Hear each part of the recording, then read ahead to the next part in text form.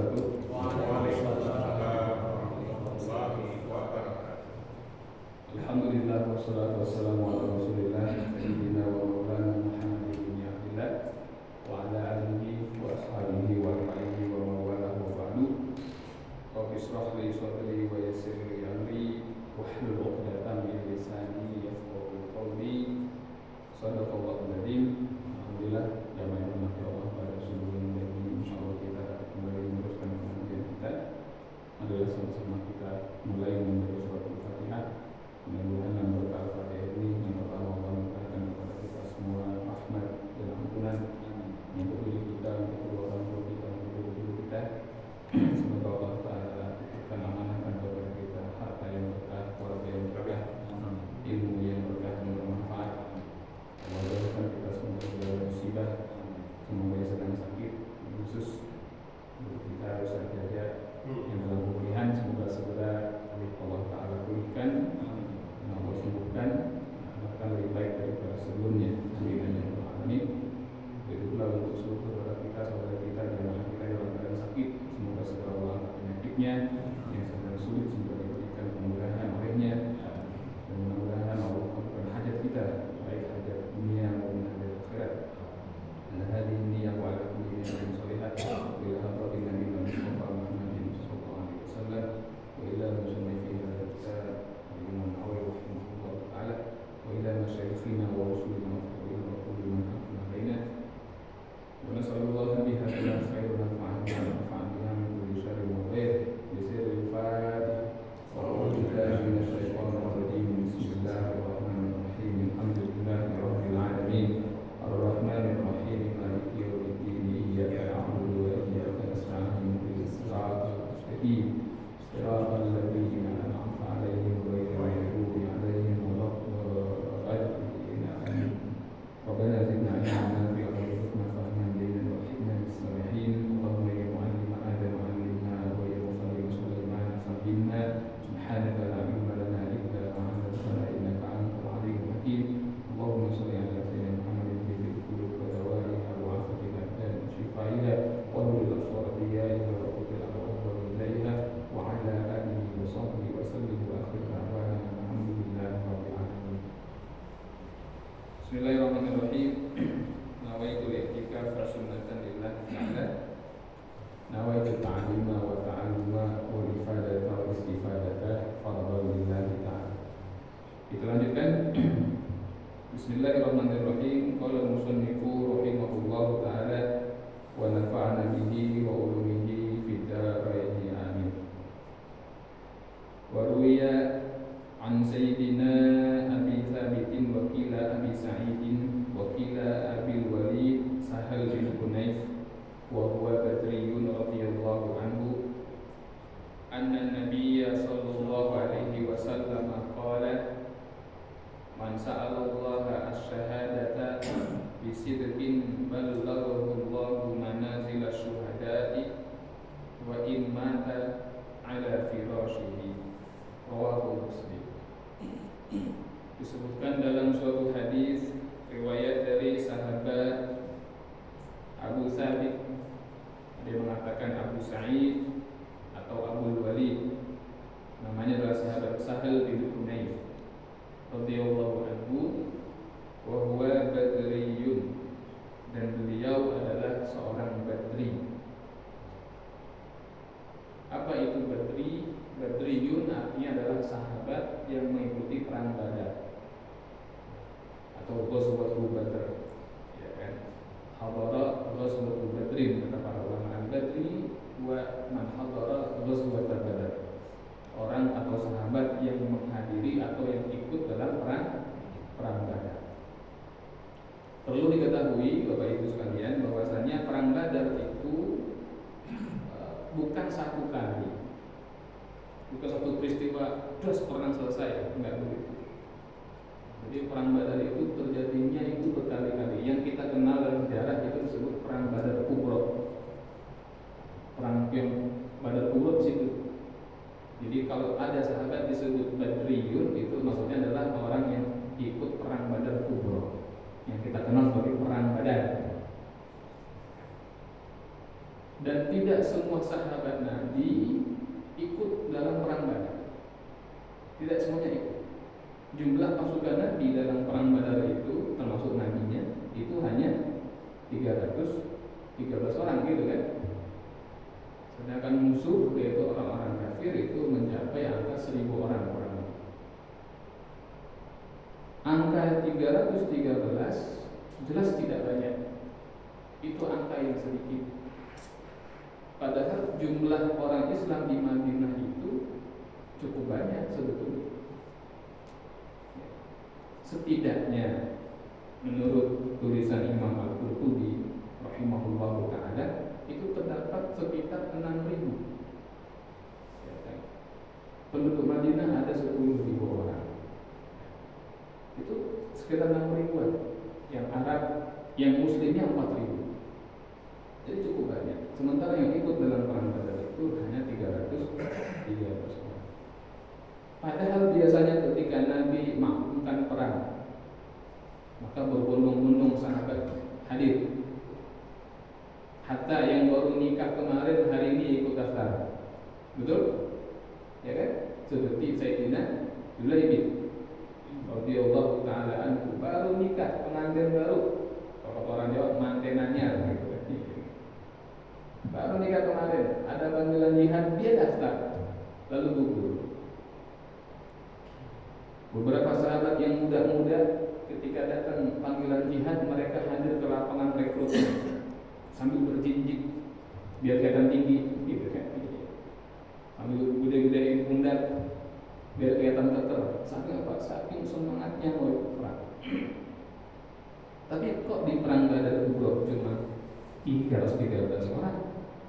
Karena ini perang yang tidak sengaja jadi perang, tidak diniatkan sebagai legiun perang.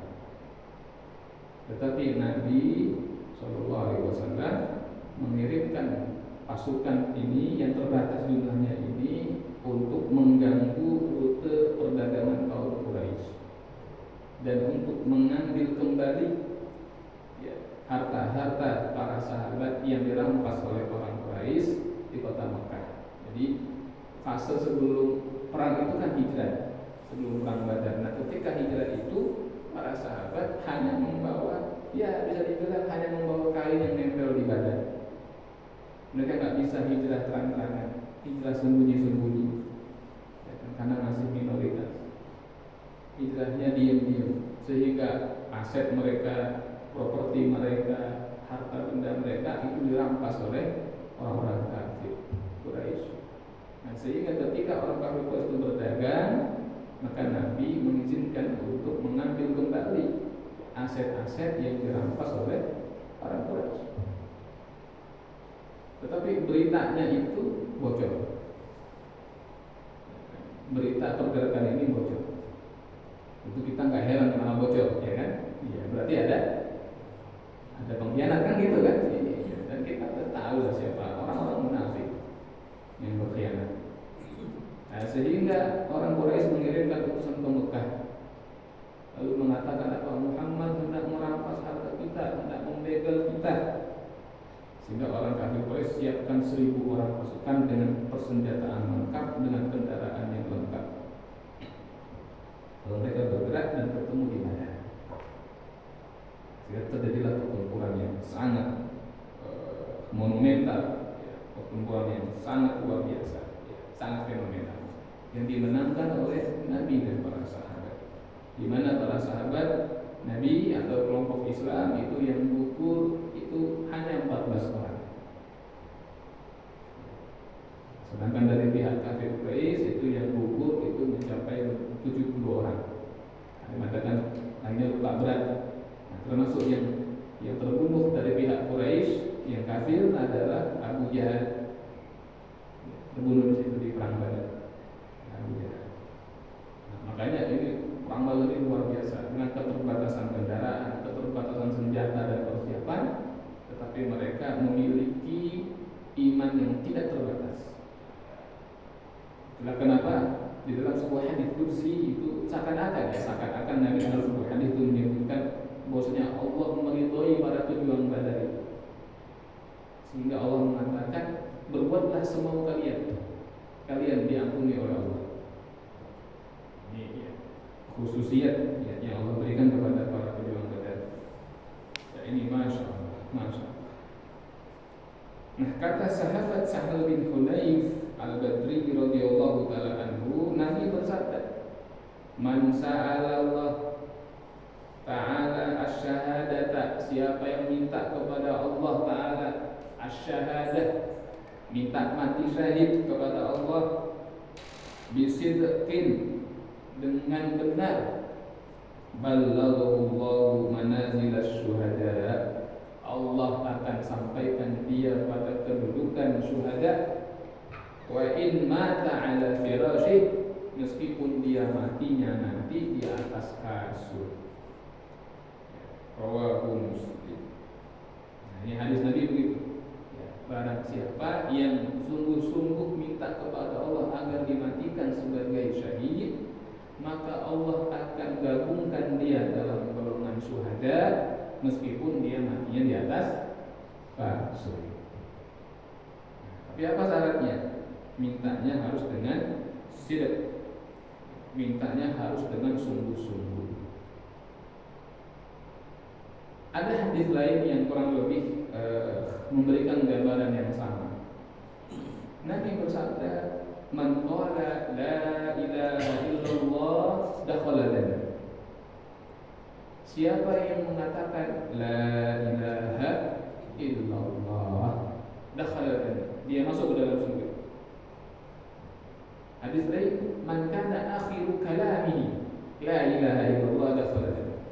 Siapa yang kalimat terakhirnya di dunia adalah la ilaha illallah, maka dia masuk ke dalam surga. Pertanyaannya, semudah itu kan? Siapapun yang mengucap la ilaha illallah masuk surga? Bukankah sekarang kita sudah temukan banyak orang dengan mudahnya mengucap la ilaha illallah? Bahkan orang-orang yang non-Islam pun sekarang sudah fasih tuh. La ilaha illallah katanya. Ya, insyaallah, alhamdulillah, astagfirullahaladzim. Sudah fasih. Apa dakhala jannah semua kayak gitu. Nah, maka tentu bukan hanya mengucap, tetapi apa kata para ulama, man qala la ilaha illallah bisidqin wa khalisan min qalbihi. Siapa yang mengucapkan la ilaha illallah dengan jujur, dengan benar, wa khalisan, dan dengan tulus. Nah, jadi kita enggak sebagai kata-kata bisidqin, dengan jujurnya. Sikap sidik yang dirahmati Allah Subhanahu wa taala. Secara harfiah bermakna membenarkan. Benar atau jujur. Kita sering habis baca Quran, kita tutup dengan kalimat shadaqallahul azim. Kan shadaqah. Sidik itu kata shadaqah kita tulis sidik. Artinya apa? Shadaqallah, benarlah Allah. Ya. Ada amal yang disebut sedekah. Ya, sedekah bahasa kita. Bahasa Arabnya shadaqah. Shadaqah itu ya dari kata shadaqah juga. Karena orang yang bersedekah berarti membenarkan janji Allah bahwa sedekahnya akan diganti, bahwa sedekahnya tidak akan membuat dia rugi. Sedekah itu akan mendatangkan keuntungan, tidak melahirkan keuntungan. Kalau dia sedekah berarti dia shadaqah, dia benarkan Allah. Maka orang yang sidq, pertama dia harus membenarkan Allah.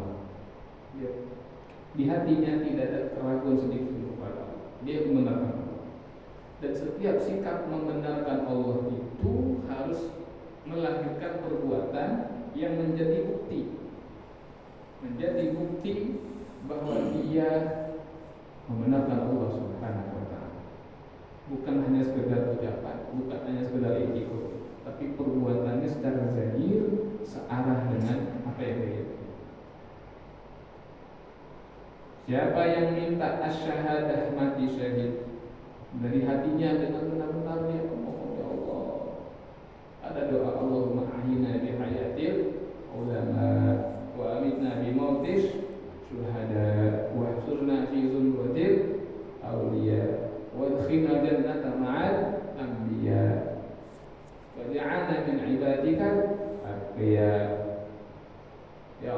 hidupkanlah kami seperti hidupnya para ulama, matikanlah kami seperti matinya para syuhada. Nah kalau itu bisa bikin dia minta, benar-benar dia minta sungguh ketika dia berdoa hatinya hadir di situ, betul-betul dia mohon kepada Allah, maka akan diberikan kepada dia manzilah sebagai syahid wa in mata ala firasyih, meskipun dia matinya di atas kasur, tapi dapat pahala sebagai syahid. Ini sama seperti orang yang udah daftar haji, wah dia udah ya Allah sampaikan hamba gitu kan, karena begitu dia daftar kalau masih bapak masa tunggunya ada 35 tahun, lebih lama dari orde baru ini gitu kan, misalnya gitu kan. Orde baru 32 tahun, ini 35 tahun ini gitu kan. Waduh, umur sudah sekian ini, kan gitu. Tapi kalau dia minta ya Allah, bisa gitu. Tahu-tahu 3 tahun daftar haji, dia dipanggil oleh Allah ke rahmatullah alias meninggal. Bukan ke Baitullah nih dipanggilnya, tapi ke rahmatullah, meninggal. Baru 3 tahun dia nunggu. Jadi secara syariat belum haji, tapi dia dapat manzilah haji. Kenapa? Karena sungguh-sungguhnya dia, walaupun dia belum haji, dapat ya manzilah haji yang mabrur. Ya kan? Jangan yang lagi untung dia yang enggak haji tapi meninggal daripada yang sudah berangkat haji betul. Karena jangan-jangan yang berangkat haji betul ada yang tidak mabrur. Tapi kalau orang yang wafat sebelum haji betul tapi sungguh-sungguh dia terhalangi oleh maut, jangan-jangan malah dapat pahala yang sempurna. Ya kan? Nah ini manzilah ini, maka minta terus minta kepada Allah. Sehingga kata para ulama, meskipun yang kamu minta pada zahirnya belum terwujud, tetapi berbaik sangkalah kepada Tuhan. Karena baik sangka itu yang akan mengantarkan kita pada permohonan kita. Tidak secara zahir, maka secara batin. Minta di situ. Yang penting terus minta kepada Allah. Karena Allah itu tidak pernah malal. Apa malal itu? Bosan, jemu. Allah tidak akan pernah jemu untuk mengabulkan permohonan hambanya. Yang ada manusia yang bosan minta, maksudnya adalah malas. Maka minta. Nabi itu minta apa aja kepada Allah. Nabi minta apapun kepada Allah, hatta hal-hal yang remeh Nabi minta kepada Allah. Tapi kalau minta hal-hal yang besar, nah itu jangan lupa tuh, harus sidq. Ya, dia minta dengan sidq. Minta syahid maka sidq. Nah, secara fikih jamaah rahmati Allah Subhanahu wa taala, perkara syahid ini ulama membaginya menjadi 3 bagian. Yang pertama ada yang dikatakan sebagai syahid dunia. Yang kedua sebagai syahid dunia wal akhirah. Yang ketiga adalah syahid akhirat. Syahid dunia siapa itu? Syahid dunia adalah orang yang dianggap syahid, orang yang dikatakan sebagai syahid, tapi itu cuma di dunia saja. Orang nyebut dia, oh ini syahid begitu. Itu di zaman Nabi pernah terjadi. Ada setelah satu pertempuran, ada beberapa mayat berjejer. Mayat orang Islam, mayat dari pasukan Islam itu setelah dikumpulkan dari itu, kawan-kawan yang masih hidup mengatakan, wah ini syahid, bla bla bla. Kata Nabi, tahu dari mana kamu dia syahid? Ini syahid ya Rasulullah. Kata Nabi, enggak, dia enggak syahid, dia di neraka. Kenapa? Buka baju besinya. Begitu dibuka, ternyata di situ ada kain sutra. Ada kain sutra. Dalam aturan perang di masa Rasul itu, setiap rampasan perang itu disetorkan dulu semuanya. Setor dulu semuanya, ya kan, kumpulin. Nanti Nabi ngebagi. Buat Allah dan Rasulnya khumus 1/5, sisanya Nabi bagikan. Kalau diumpetin berarti enggak nyetor dia kepada Nabi. Korup berarti gitu kan. Diumpetin apa? Maka dia meninggal sebagai pengkhianat. Babnya itu bab gulul, bab pengkhianatan gitu kan. Walaupun dia kata orang mati syahid, tapi dia berkhianat, maka nggak mati syahid, mati sangit, ya. Atau seperti yang dikatakan sebagai syahid oleh kelompoknya yang mengobong-obong itu, ya kan, mengobong di Indonesia ini kan, di Bali, di Jidan Merit, pengeboman Bank BCA, ya kan, membom di Kudus Australia. Oh ini syahid, enggak, itu enggak syahid, itu perbuatan yang jahat. Mungkin menurut kelompoknya syahid, ya syahid dunia aja, menurut mereka syahid, tapi di sisi Allah itu tidak syahid sama sekali, ya kan? Oh tapi ini kan pelaku maksiat, pembunuh, dan justru itu salahnya. Imam Samudra dan kawan-kawannya itu membunuh orang-orang Australia yang sedang di diskotek di Bali ini. Kita mengatakan, oh kamu membunuh orang tidak berdosa, kata dia dan kawan-kawannya. Oh tidak berdosa apa? Mereka sedang berbuat dosa, sedang mabuk, sedang dugem, sedang ini, itu ada yang berzina. Itu berdosa. Kenapa tidak berdosa? Wah ini orang bermasalah. Kenapa? Karena di dalam agama kita orang yang bermaksiat kepada Allah yang diharapkan adalah pertaubatannya, betul? Tapi untuk bertaubat itu ada syaratnya. Syarat yang paling pokok untuk bisa bertaubat adalah apa? Masih hidup. Kalau udah mati nggak bisa taubat. Sementara setan, iblis, dan setan barang-barangnya yang mereka inginkan apa? Mereka ingin agar Bani Adam itu matinya tidak bertaubat kepada Allah, sehingga bisa menjadi kawan mereka di neraka. Jadi kalau ada orang lagi mabuk dibunuh, yang paling senang tuh setan. Yes, matinya nggak taubat, temuan. Lagi zina digerebek langsung dibakar, mati. Yes, temuan. Tapi kalau orang itu hidup lalu dia dengar tausiah lalu mana tahu itu orang-orang yang tadinya ke diskotik joget-joget orang barat jadi mualaf kalau masih hidup, mana tahu? Kadang-kadang itu jadi mualaf. Banyak orang yang tadinya kafir jadi mualaf. Tapi kalau dibunuh sudah tertutup kemungkinan mualaf, udah kan mungkin jadi mualaf akan mati di situ. Makanya guru-guru kami mengatakan ad-da'i ila qatli ashabil ma'asi fa innahum du'atus syayatin. Jika ada seorang dai yang menyuruh untuk membunuh para pelaku maksiat, maka dia adalah dai syaitan. Karena dai-nya Allah itu mengajak orang untuk ke jalan Allah. Ud'u ila sabili rabbik, untuk mengajak orang masuk agama Islam, bukan membunuh orang yang di luar Islam. Jadi kalau disebutkan itu enggak syahid dunia aja menurut ente, tapi menurut Allah enggak ada pahalanya sama sekali, dosa. Na'udzubillah. Yang kedua, syahid kata para ulama adalah syahid akhirat, syahid dunia akhirat. Ya, ini orang-orang yang di dunia diakui sebagai syahid dan di akhirat pun juga mendapat predikat sebagai syahid. Nah, tapi ini juga hanya Allah yang tahu. Tapi track recordnya kelihatan, kita boleh sangka kepada para sahabat Nabi misalnya gitu kan, orang mujahidin Islam yang luar biasa. Ini kita baik sangka di sini. Dan yang ketiga adalah syahid akhirat, orang yang mendapat pahala syahid di akhirat, tapi di dunia tidak diperlakukan sebagai syahid jenazahnya, karena jenazahnya syahid itu tidak dimandikan. Bahkan dalam adat perang itu tidak dikafankan, dikubur bersama sebagai pakaian itu sendiri yang masih penuh darah misalnya. Siapa ini yang syahid akhirat? Orang-orang yang jenazahnya tetap diperlakukan seperti jenazah orang pada umumnya, tetap kita mandiin, kita kafanin, kita sholatin seperti biasa. Tetapi di sisi Allah mereka mendapat predikat syahid. Siapa misalnya?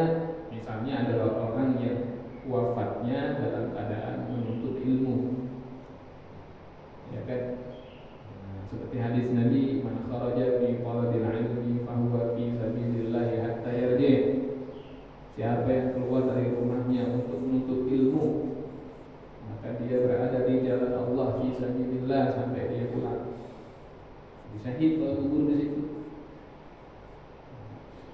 Sekali lagi, misalnya adalah wanita-wanita yang wafat terkait persalinan atau melahirkan, baik mau melahirkan, saat melahirkan, atau pasca melahirkan.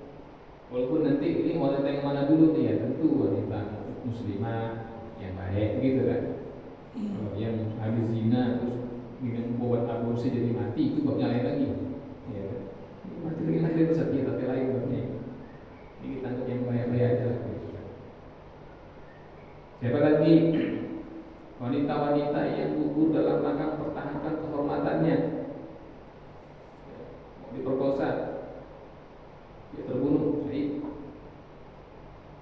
Lalu laki-laki, kata Nabi, laki-laki yang bekerja yang halal untuk menghidupi anak istrinya, dia terbunuh.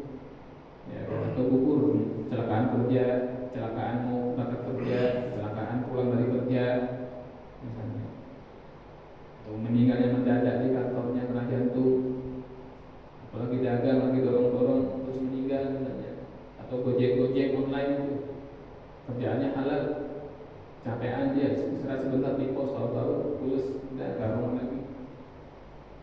Itu yang laki-laki yang wafatnya dalam keadaan mencari rezeki yang halal untuk keluarganya, itu mendapat pahala syahid. Jadi luar biasa. Mudah-mudahan kita semua diberikan kematian yang husnul khatimah. Amin ya rabbal alamin. Baik, sampai di sini. Jika ada yang menanyakan atau ditambahkan terkait materi kita, saya persilakan. Ada atau yang lain? Bismillah.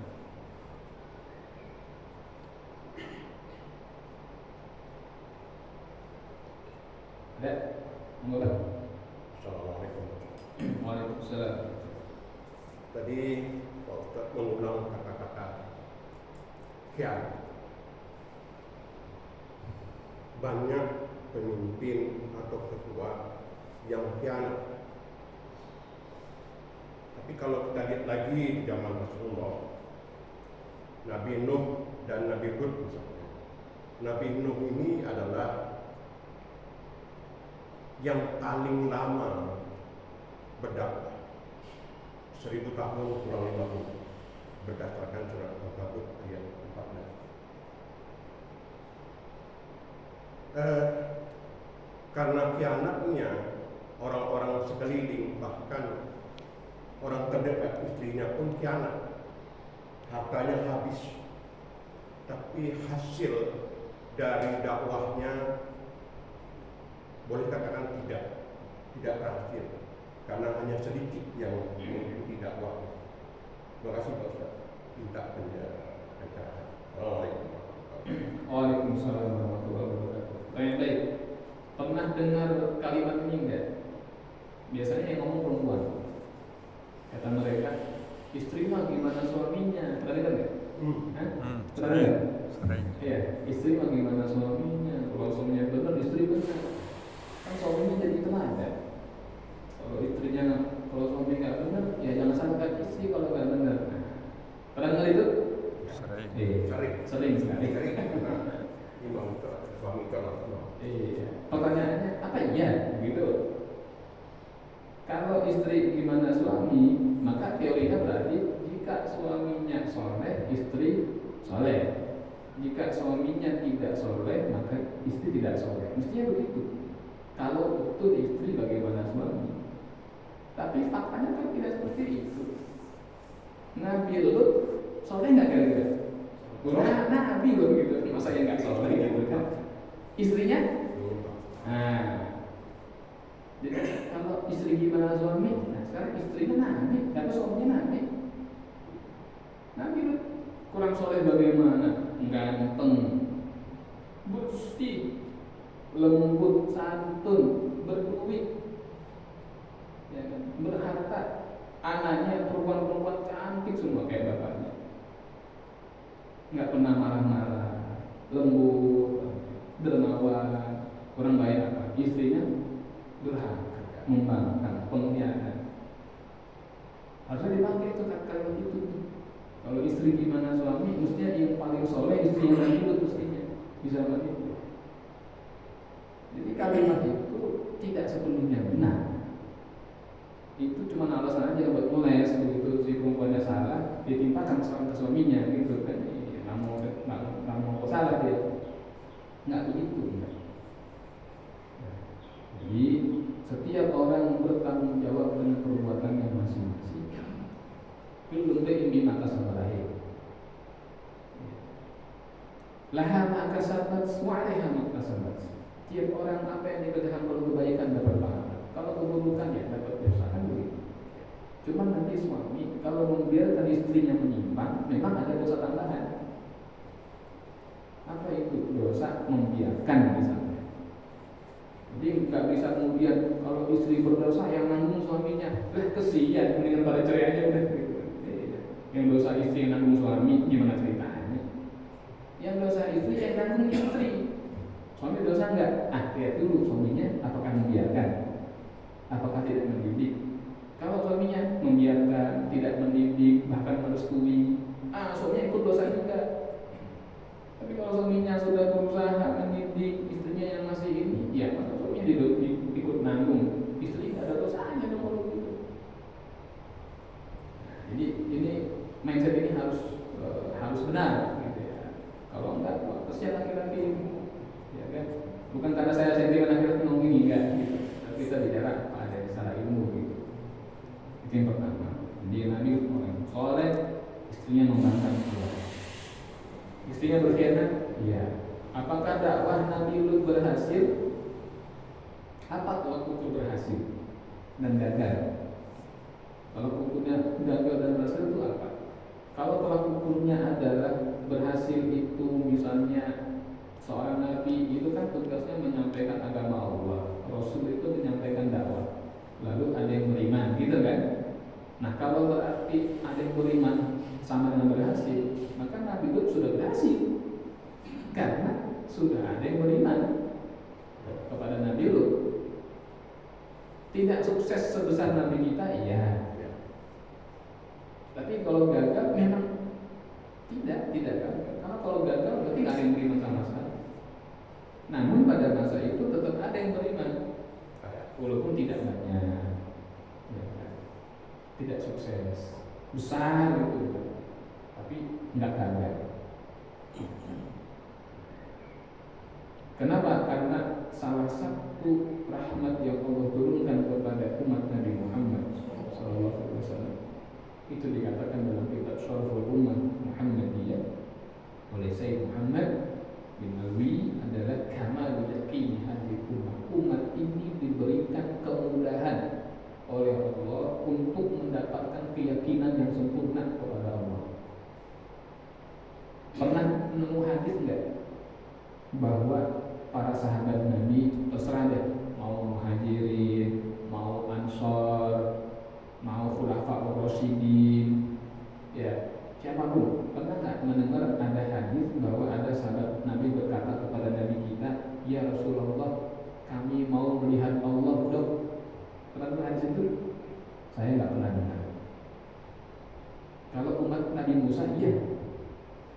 Arinallaha jahrah. Umat Nabi Musa, wahai Musa, tampakkan Allah kepada kami dengan jahar, dengan terang. Iya, ya kan? Tapi kalau umat Nabi kita, sahabat Nabi, nggak ada tuh. Saya belum nemu ada riwayat mengatakan ada sahabat berkata, ya Rasulullah, kami mau melihat Allah, tampakkan Allah kepada kami supaya kami makin yakin. Enggak perlu pakai melihat Allah, enggak perlu pakai mendengar suaranya Allah. Udah pada yakin sahabat dengan Allah. Nah, jadi diberikan kemudahan, iman itu masuk itu lebih mudah.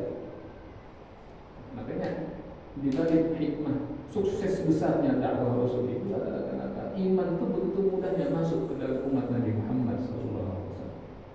Kita nggak minta yang aneh-aneh. Yang minta aneh itu orang kafir, tak beriman umumnya.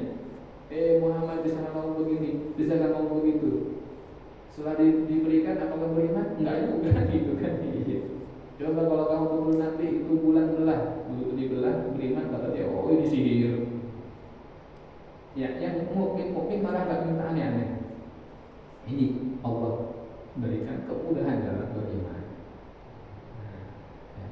Karena Nabi kita adalah Nabi yang atau makhluk yang paling mulia, ya, bagi Allah Subhanahu Wa Taala, makhluk yang paling dicintai oleh Allah, dan Allah berikan banyak kemudahan kepada dia, banyak pertolongan. Nanti pertolongan itu juga tentu mensyaratkan hal-hal seperti apa karakter Nabi memang yang paling baik di antara nabi-nabi yang lain, kesantunan Nabi yang paling santun di antara nabi-nabi yang lain, kelembutan hati Nabi yang paling lembut di antara nabi-nabi yang lain. Walaupun kafadun walil qalbi manfadu bihalik. Wahai Nabi, kalau seandainya hati kamu keras, sikap kamu kasar, pasti orang-orang lari dari kamu. Kata Allah gitu ya. Yang ketiga tentang pengkhianatan, ya. Pengaruhnya di dalam setiap usaha kebaikan ya pasti ada. Ya, pengkhianatan pasti berpengaruh ya terhadap setiap usaha kebaikan, terhadap dakwah, ya, perdagangan, ya, rumah tangga, pasti ada pengaruhnya. Dan di antara hal yang paling mengerikan dari sikap berkhianat itu adalah tertundanya keberkahan, ya, gara-gara ada yang berkhianat. Nauzubillah min dzalik. Di zaman Nabi Musa itu yang namanya ghanimah itu nggak boleh dimiliki. Jadi kalau ada rampasan perang itu harus disetorkan, dikumpulin di atas gunung atau bukit, kumpulin semua, gitu kan. Lalu kemudian berdoa kepada Allah. Lalu ada petir menyambar itu. Kalau disambar petir, hangus, habis, berarti itu dapat kurban, diterima oleh Allah, berkah buat semuanya. Nah, suatu ketika sudah dikumpulin, datang petir jukir, kagak hangus, waduh, berarti ada ya, ini kagak satu orang, jadi ketunda semua yang urusannya, keberkahannya, kurbannya, jadi ketunda semua. Akhirnya dicari ketemu tuh. Ada satu emas yang sebesar kepala sapi, nggak setorin sama seorang. Katanya ini udah kumpulin doa lagi, udah sampai habis. Waduh. Jadi dalam rumah tangga pun begitu, kadang-kadang rezeki kita, rezeki seseorang, rezeki suatu keluarga jadi nggak berkah. Kalau misalnya istrinya berkhianat, suaminya berkhianat, gitu. Cuma kita ini dari ya, saya kira itu. Ya, ada lagi? Ustaz. Assalamualaikum warahmatullahi wabarakatuh. Waalaikumsalam. Mengenai pembiaran tadi ya, itu gimana kalau kita pembiarannya kita udah pernah bilang itu nggak boleh atau gimana, tapi tetap bandel, akhirnya kita nggak mau bilang, udah biarin aja karena selama dibilang nggak pernah mau ngaku ya, mau menurut gitu. Itu gimana hukumnya? Assalamualaikum warahmatullahi wabarakatuh. Waalaikumsalam warahmatullahi wabarakatuh. Pertanyaan yang berat, karena di sini harus kita rinci lagi. Misalnya adalah siapa dia itu, ya kan? Siapa dia yang udah kita bilangin, udah kita nasihatin, malah melanggar lagi. Siapa sih dia itu? Ya kan? Karena siapa sih dia itu nanti akan mempengaruhi tahapan selanjutnya. Misal si dia itu adalah anaknya sendiri misalnya, anaknya ini nggak sholat, lalu si bapak ini menasihati, nah sholat, percuma kamu pinter kalau nggak sholat, percuma kamu kaya kalau nggak sholat. Apa sih pak, ngatur-ngatur misalnya, bilangin sekali tetap nggak sholat, bilangin lagi 2 kali tetap nggak sholat, 3 kali tetap nggak sholat. Kemudian anaknya udah nikah, malah punya anak juga, ya kan? Sudah 3 kali dinasihati, akhirnya kata bapaknya, ya sudah kan, kamu udah dewasa, urusan kamu, misalnya gitu kan. Yang penting bapak udah nasihati. Apa iya begitu? Nggak bisa. Kalau yang namanya anak terus nasihati, terus aja. Begitu pula istrinya belum berkerudung, nasihati, kerudung dong deh, gitu kan. Yang ada yang saya abang yang nggak tahu kamu, apaan sih bang, gitu. Nasihati terus gitu, nasihati.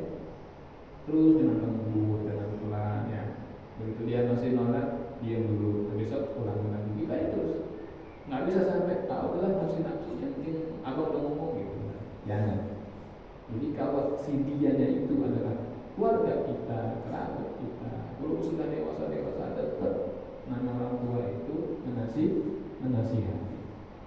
Karena begitulah teladannya para nabi seperti itu. Para nabi begitu. Sayyidah Fatimah kan seorang anak perempuan, begitu dia sudah menikah, dalam tanda kutip tanggung jawab tarbiyahnya kan di tangan suaminya, betul nggak? Berarti ketika Sayyidah Fatimah menikah dengan Sayyidina Ali, tanggung jawab tarbiyahnya itu ada di tangan Sayyidina Ali, mestinya gitu kan? Tapi apakah Nabi lepas tangan? Nabi nggak mau tahu urusan? Enggak, Nabi tetap nasihatin. Ketika Sayyidah Fatimah datang kepada Rasul, kepada ayahnya, wahai ayah, bolehkah saya minta seorang jariyah, seorang budak perempuan untuk membantu saya di rumah tangga? Karena saya kasar, kapalan semua pecah-pecah. Saya harus giling gandum sendiri, nyapu, ngepel, ngurusin anak, ngurusin suami, capek. Sama Nabi nasihati, jangan, ini dunia, bukan tempat senang-senang. Nanti nggak langsung nggak diam lalu nolak Ali maksud itu istri kamu, nggak begitu. Jadi kalau masih kerabat kita ya jangan kita sekali dua kali harus berhenti, enggak, terus saja terus, tapi dengan cara yang baik gitu. Nah kalau orang lain ya, dan orang itu masih ada walinya, masih ada yang bertanggung jawab, ya kita mungkin sekali dua tiga kali lah gitu kan. Setelah 3 kali ya sudah gitu, urusan si walinya gitu kan. Kita nggak bisa ngapa-ngapain dari situ. Berapa kali kita tegur anak orang malah ribut bapaknya gitu kan, misalnya gitu. Nah, kan ini ya, siapa sih katanya bapak saya ambil biasa aja, nah, kita bisa bilang apa kalau kayak gitu, ya kan? Kan sekarang ini banyak orang-orang tua yang nggak beres. Kalau saya kadang-kadang udah saya kasar, orang-orang yang otaknya bermasalah, mentalnya bermasalah, anaknya salah, begitu dididik malah yang marah orang tuanya, betul? Itu yang terbaru di SMA tuh, ya kan? Anak SMA rambut gondrong, baru dikeluarin jam sekolah, merokok di sekolah, digampar sama kepseknya. Terima orang tuanya, malah melapor ke polisi. Saya nggak terima anak saya di tempat tenang gitu. Nah, teman-temannya 630 lebih siswa satu sekolahan mogok nggak mau sekolah, ditempel di gerbang sekolah, kami tidak ke sekolah sebelum kepsek dilengsarkan. Apa itu? Itu kelakuan apa itu? Orang tuanya jangan duit haram dikasih, benar? Jangan duit haram yang dikasih itu anak yang begitu. Mestinya orang tuanya kalau tahu kenapa kamu nak digambar kepsek, kenapa digambar karena ngerokok, oh karena ngerokok sini pak gitu nih. Tambahin mestinya. Zaman dulu. Nah, sekarang nggak ada. Nah itu. Zaman dulu. Ya kan. Jadi yang merusak murid itu orang tua sendiri yang itu. Ya. Luar biasa. Ya kan. Ini contoh. Ketika kita tegur anaknya yang marah orang tuanya gitu kan. Oh, berarti lain kali ini yang masih ngajar nih ada nggak yang ngajar, yang anaknya ngajar, yang mantunya ngajar. Nanti kalau nemuin pelanggaran di sekolah, biar orang tua senang, jangan ditegur. Biarin aja. Jangan ditegur. Kalau anaknya itu nanti mukulin temennya, ya kan nih anak-anaknya deh, temennya ada dibully kan? Di SD ada temennya dia, temen anaknya ini dipukuli, jadi dia senang kalau anaknya duduk sama anaknya dia. Kenapa? Nggak ada yang lain nyenggol soalnya gitu. Bilang itu gurunya, besok kalau ada yang mukul temennya jangan dimarahin tuh anak, tapi diajarin, nah teknik mukul yang benar tuh begini caranya gitu. Pukulnya harus begini, 1, 2, ini diburu-buru nih pukulan kamu, terus pukul dulu hatinya, pasti mantap itu. Karena kamu punya bakat jadi juara UFC gitu, biarin gitu. Ada yang ngerokok, jangan ditegur dan dimarahin, tanya, ini rokoknya merek apa ini? Oh ini Pak Palu, ini mah gak sedap, nah yang ini mantap nih rokoknya nih, nah, itu kasih gitu. Ada yang pacaran di pojok-pojok kan sekolah ini itu, tegur dulu, siapa di sini nih bapak beli tiket ya ke hotel sana gitu. Apa harus begitu? Guru sibuk aja ngurusin PPG gitu kan, syukur-syukur diangkat dari PNS gitu ya kan, gitu kan. Nanti selesai. Nah, gitu.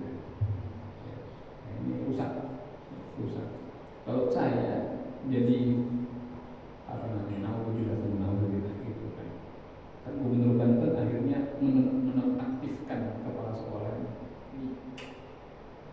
orang cerdas, orang cerdas Gubernur Banten ini, benar cerdas, luar biasa gitu. Di luar nurul gitu kecerdasannya itu. Nah, yang harus dinonaktifkan. Mestinya apa itu? Kalau saya jadi gubernurnya, setiap siswa yang mogok itu saya coret semua dari Dapodik.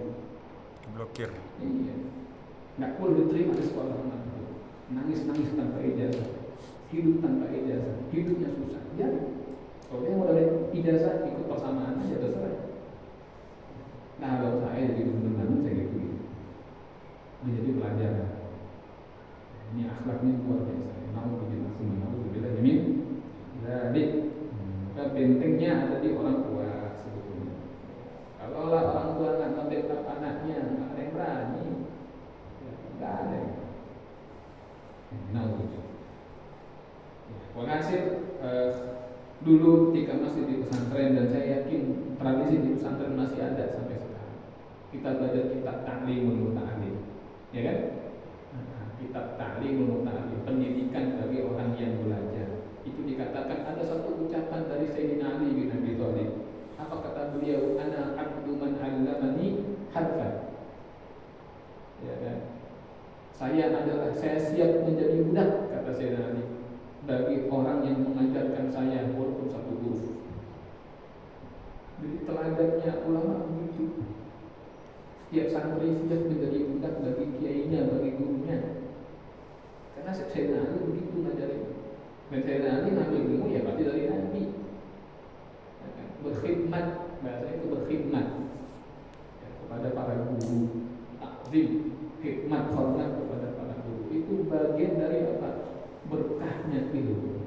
Banyak orang yang pintar tapi nggak berkah ya, karena nggak takzim, nggak hormat, nggak khidmat kepada gurunya.